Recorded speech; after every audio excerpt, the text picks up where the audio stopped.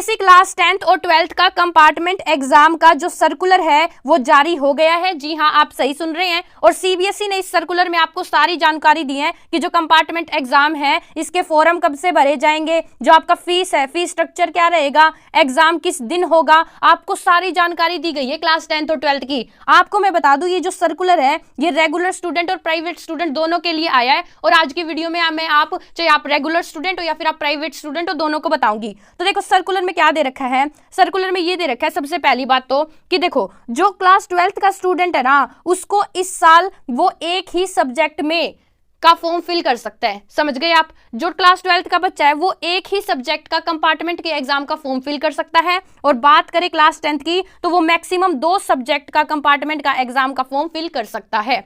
और ये जो 12th और 10th क्लास के बच्चे हैं इनको कंपार्टमेंट एग्जाम में पास होने के लिए 3 बार चांस मिलेंगे, पहला, दूसरा और तीसरा। जो पहला चांस मिलेगा वो आपको इसी साल में जो जुलाई का महीना है उसमें मिलेगा। दूसरा चांस आपको मिलेगा जो अगले साल में फरवरी मार्च में जब बच्चों के बोर्ड के पेपर हो रहे होंगे तब। और तीसरा चांस आपको मिलेगा जब अगले साल जुलाई में दोबारा और बच्चों के कंपार्टमेंट पेपर हो रहे होंगे उनके साथ। तो मतलब आपको पास होने के 3 चांस मिलेंगे। अगर आप इनमें पास हो जाते हैं तो आपको आगे प्रमोट कर दिया जाएगा।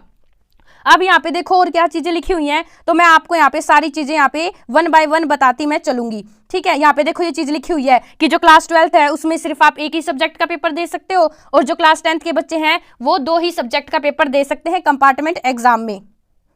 यहाँ पर दोस्तों देखो एक मेन पॉइंट लिखा है। मेन पॉइंट ये क्लास 10th वाले बच्चों के लिए है। ये लिखा है कि क्लास 10th के वो बच्चे जिन्होंने स्टैंडर्ड ले रखी थी लेकिन अगर उनकी कंपार्टमेंट आ गई है तो आप कंपार्टमेंट के एग्जाम में बेसिक भी ले सकते हो। जी हाँ, आप सही सुन रहे हो। मान लो आपने स्टैंडर्ड मैथ ले ली और अब आपकी कंपार्टमेंट आ गई और आपको लग रहा है कि स्टैंडर्ड मैथ्स का तो मुझसे क्लियर होगा ही नहीं, तो आप बेसिक मैथ भी ले सकते हो। ये यहाँ पे रूल लिखा गया है। ये रेगुलर स्टूडेंट हो या फिर प्राइवेट, दोनों के लिए है। ठीक है जी। अब यहाँ पे नीचे तुम्हें देखो साफ साफ बताया गया है कि जो ये फॉर्म भरने की शुरुआत है वो 30 तारीख से तुम्हारी शुरू हो जाएगी। जी हाँ, आप सही सुन रहे हैं। जो कंपार्टमेंट एग्जाम है इसके फॉर्म भरने की जो तारीख है ये 30 मई, जो अब ये 30 मई है इसी से आपकी शुरुआत हो जाएगी और आपको फॉर्म भरना है। हम आपको सारी जानकारी 1 बाय 1 बताते रहेंगे। मैं तुम्हें ना साफ साफ बता दूं, जो रेगुलर स्टूडेंट है, रेगुलर स्टूडेंट कौन से होते हैं? रेगुलर स्टूडेंट्स वो होते हैं जो रोज स्कूल में जाते हैं, और एक होते हैं प्राइवेट स्टूडेंट, मतलब कि जो उन्होंने ओपन से ले रखा है, जो सिर्फ एग्जाम देने के लिए स्कूल में जाते हैं, वैसे वो घर पर पढ़ाई करते हैं। तो अगर आप रेगुलर स्टूडेंट है तो जो आपका फॉर्म फिलिंग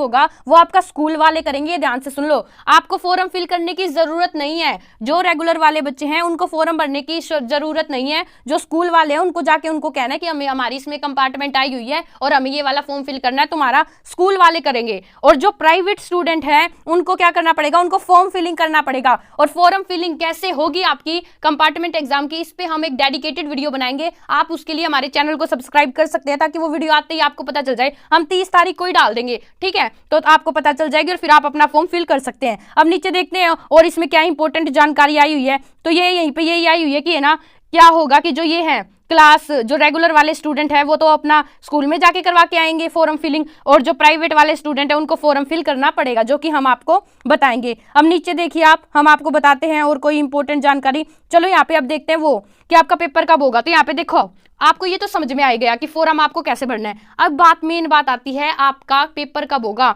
तो मैं आपको बता दूं, जो क्लास 10th के बच्चे हैं उनका तो ये जो 15 तारीख होगी, 15 जुलाई, इसी से शुरू हो जाएंगे। और जो क्लास 12th के बच्चे हैं उनके भी 15 तारीख से ही शुरू हो जाएंगे। लेकिन जो क्लास 12th का है वो तो एक ही सब्जेक्ट का दे सकता है, जैसे कि मैंने आपको बताया। तो 15 जुलाई को ही वो शुरू होगा और फिर खत्म हो जाएगा, क्योंकि एक ही एग्जाम होना है आपका। लेकिन जो क्लास 10th है उनके तो ज्यादातर बच्चों के 2 एग्जाम होंगे, बच्चों ने 2 एग्जाम के कंपार्टमेंट के फॉर्म फिलिंग कर रखे होंगे। तो एक एग्जाम तो तुम्हारा 15 जुलाई को होगा, दूसरा अभी उन्होंने नहीं बताया कब होगा। जैसे ही वो बताएंगे हम तुम्हें सबसे पहले बता देंगे। अब मेन चीज की फीस स्ट्रक्चर क्या होगा भैया, तो तुम्हें हम फीस स्ट्रक्चर दिखाते हैं। देखो ये लिखा हुआ है। अब हम बात करते हैं आपके फीस के स्ट्रक्चर की। तो आपको हम साफ साफ बता दें, जो स्कूल्स इंडिया में है, तो मतलब ज्यादातर हमारे व्यूवर्स इंडियन ही हैं, तो आपकी 300 रुपए लगेगी फीस भैया पर सब्जेक्ट। जी हाँ, आप सही सुन रहे हैं। फॉर्म फिलिंग की आपकी 300 रुपए लगेगी। मतलब अगर आप क्लास 12th में है और आप एक ही सब्जेक्ट का फॉर्म फिल कर सकते कंपार्टमेंट का, तो आपकी 300 रुपए लगेगी। और अगर आप क्लास 10th के बच्चे और आप 2 सब्जेक्ट का फॉर्म फिल करते हैं तो यहाँ पर आपकी 600 रुपए फीस लगेगी। एक बात और बता दूं, फॉर्म भरने की शुरुआत तो क्या आपकी 30 मई और लास्ट डेट है 17 जून।